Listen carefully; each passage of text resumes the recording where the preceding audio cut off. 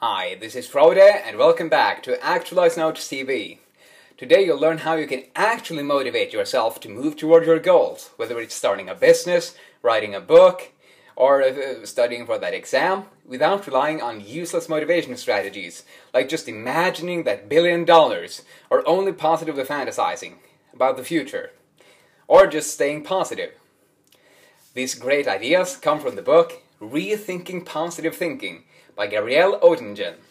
Rethinking Positive Thinking, subtitle, Inside the New Science of Motivation. Gabriele Oettingen is a professor of psychology at New York University and the University of Hamburg. She has written over 100 articles and book chapters on the effect of future thoughts on cognition, emotion, and behavior. And I don't really know if you can see this, but on the book cover she has got a pair of rose-colored glasses, in other words, only thinking positively. But here she has got one lens that's broken and one that's whole, meaning, which is really one important part of her research, meaning we want to see our dreams and also juxtapose them with the obstacles, the reality that stands in the way, which we'll get more into in the ideas of today. So, Rethinking Positive Thinking is really a great way, a book to read if you want to learn how to really motivate yourself to move toward your goals and take action on them. So if you're into that, you'll dig it.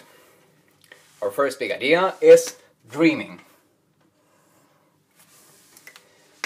So through over 20 years of studying the effect of dreaming on people's behavior, Gabriele has found out that it's really not an efficient way to make you take action on your goals. She has found out that it actually relaxes you and makes you less motivated to take action if you're only positively fantasizing. So one of these studies were a simple one. She brought people into her lab and she made one of the groups only positively fantasize about something they wanted and imagine themselves having it, while the other group did that too, but then questioned their fantasies with questions like, do I really want that? Or would that really make me happy? In other words, they juxtapose it with reality, those dreams. So what she found out with the study was that those people who had only positively fantasized had their blood pressure decrease, and therefore the motivation and energy to take action decreased. Something we don't want to happen when we want to work toward our goals. And the other group, who had juxtaposed it with realities, their blood pressure was unchanged. So what we learned from this study is that only dreaming about that positive future, about the $1 billion, that castle in Spain, or that supermodel of a date, is really not an efficient way to make yourself to take action. And that's something we'll talk more about in the rest of the ideas. But all of these ideas are up to the fifth one is really my way of helping you understand the fifth big idea, which is really the core of the book. A daily practice I use, that Gabriele wants us all to use. But that's dreaming. Only positively fantasizing makes you more relaxed and less motivated to take action on your goals. Our second big idea is related. Gabriele tells a joke about a man who wants to make it big in the lottery.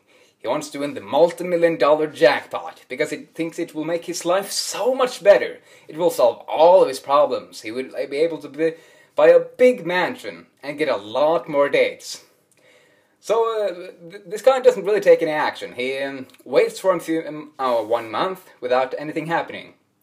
About 2 months after, he has still not won the lottery. And after 1 year, he breaks out in desperation and finally prays to God.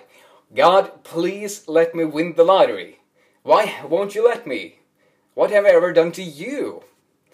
And to this man's amazement, the clouds break apart. Music of celestial harps can be heard. And a brilliant light shines through as a booming voice says, "Would you buy a ticket already?" And what that man learned was that if you want any of your dreams to come true, the only way to do that is to buy a ticket in life. In other words, take action. So my question for you is there a goal that is dear to you, that you haven't been taking action on lately? And is it time to do that right now? Our third big idea is MC, which stands for mental contrasting.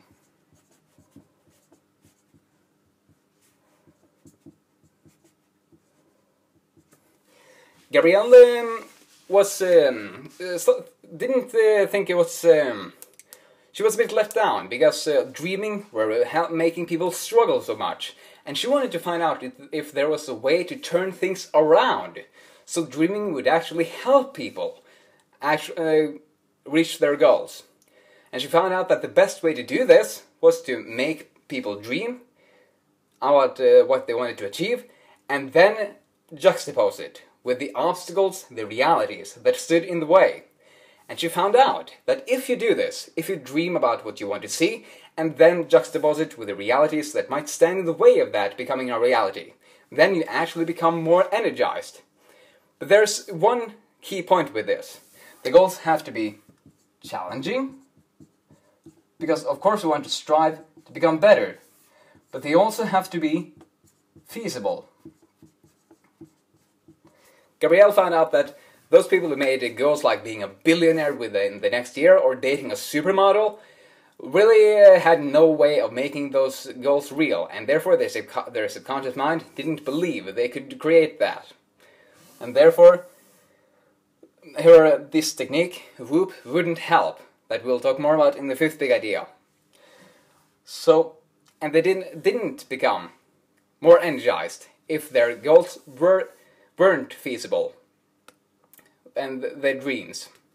So what you learned from this study was that mental contrasting is juxtaposing your dreams with the realities that stand in the way, and those dreams have to be feasible. You have to know that you are able to accomplish them.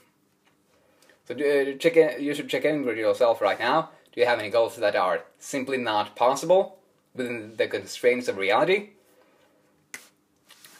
Our fourth big idea is II, which stands for implementation,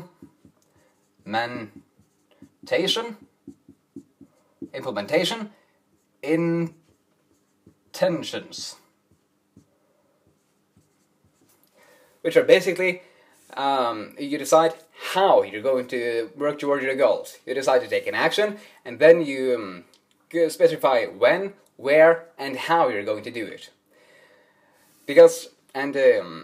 Gabriele wanted to find out, since mental contrasting was so effective for making people energized to take action, she wanted to find out if there was an even more effective way to make people take action on their goals and become motivated.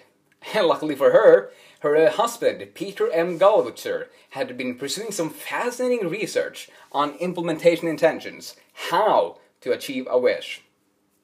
So through dozens of studies, he found out that those people who were using implementation intentions were taking action on their goals a lot more often, more than twice as often as people who did not.